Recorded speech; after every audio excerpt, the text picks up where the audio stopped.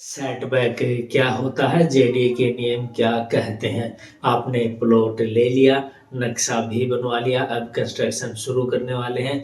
लेकिन यदि आपने सेटबैक को नहीं जाना तो आपका नक्शा रिजेक्ट भी हो सकता है और आपका मकान भी टूट सकता है।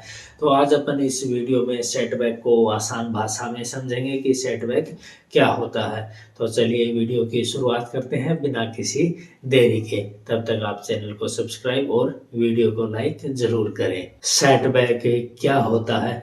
आपके प्लॉट की सीमा और बिल्डिंग के बीच में छोड़ी गई जगह को सेटबैक कहते हैं। जैसे कि फ्रंट में सड़क से दूरी और साइडों में आपके पड़ोसियों से दूरी और पीछे प्लॉट की सीमा से दूरी, जो बीच में जगह छोड़ी जाती है उसी को नॉर्मल भाषा में सेटबैक कहते हैं। सेटबैक क्यों ज़रूरी मानता है जेडीए? तो इसके कई सारे कारण हैं। उसमें से जैसे कि एक है कि हवा या रोशनी के लिए सेटबैक ज़रूरी है, फायर सेफ्टी के लिए सेटबैक ज़रूरी है। यदि भविष्य में सड़क चौड़ी हो तो उसके लिए सेटबैक ज़रूरी होता है। पड़ोसियों से दूरी के लिए सेटबैक ज़रूरी है। और सबसे मेन चीज़, अवैध निर्माण को रोकने के लिए सेटबैक ज़रूरी है।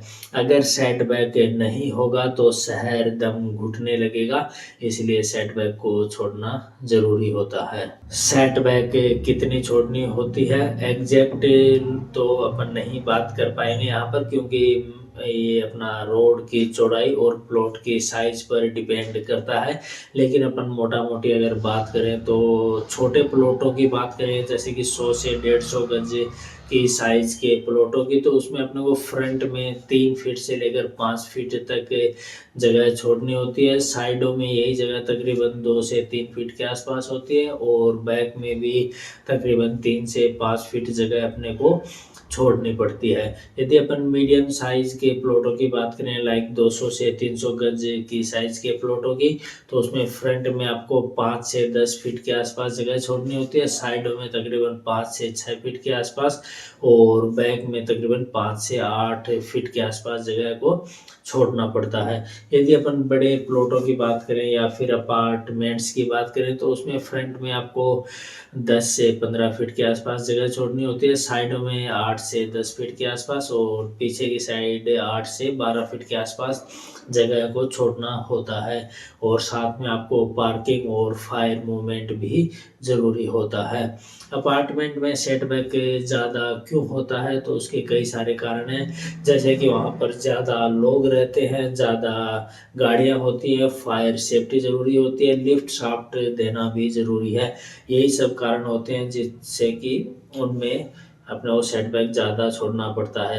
अगर नॉर्मल भाषा में बोले तो जितनी ऊंची बिल्डिंग होगी उसमें आपको उतना ही ज़्यादा सेटबैक छोड़ना पड़ेगा, क्योंकि उसमें उतने ही ज़्यादा लोग बढ़ते जाएंगे। अगर अपन ने सेटबैक नहीं छोड़ा तो जेडीए क्या कर सकता है? इस कंडीशन में जेडीए आपका नक्शा रिजेक्ट कर सकता है, आपके ऊपर पेनल्टी लगा सकता है, आपकी कंस्ट्रक्शन को सील कर सकता है या फिर डिमोलिजेशन कर सकता है।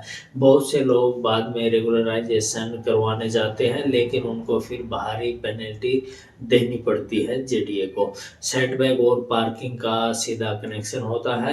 सेटबैक सिर्फ अपन खाली जगह को ही नहीं मानते, कई बार उसके अंदर पार्किंग भी होती है। अगर आपने सेटबैक में कम जगह छोड़ी तो पार्किंग नहीं होगी। इस कंडीशन में आपका नक्शा अटक जाएगा बीच के अंदर, जेडीए उसको पास नहीं करेगा। ज़्यादातर लोग मिस्टेक क्या करते हैं कि वो पूरे के पूरे प्लॉट को कवर कर लेते हैं, साइडों में 1 इंच भी जगह को नहीं छोड़ते हैं, बिना नक्शा पास करवाए ही कंस्ट्रक्शन शुरू कर देते हैं और पड़ोसियों की दीवार से चिपकाकर सीधा कंस्ट्रक्शन करने लगते हैं। तो इस कंडीशन में आपके ऊपर जेडीए कार्रवाई कर सकता है। इसके लिए सबसे बड़ी एडवाइस ये रहेगी कि मकान बनाने से पहले जेडीए से नक्शा पास करवा लें और उसमें सही से सेटबैक छोड़े नाप करके, तो उसमें आपको ये दिक्कत नहीं आएगी। साथ में आपको रोड की चौड़ाई भी चेक कर लेनी होती है और आपको फार भी देखना होता है। सेटबैक छोड़ना नुकसान नहीं है, एक्चुअल में आपकी सुरक्षा होती है। याद रखिए, सेटबैक नियम नहीं है, यह सुरक्षित और सुंदर शहर की नींव है। ऐसी ही रियल एस्टेट से जुड़ी हुई जानकारियों के लिए चैनल को सब्सक्राइब करें और वीडियो को लाइक करें। आपका दिन शुभ हो। बहुत बहुत धन्यवाद।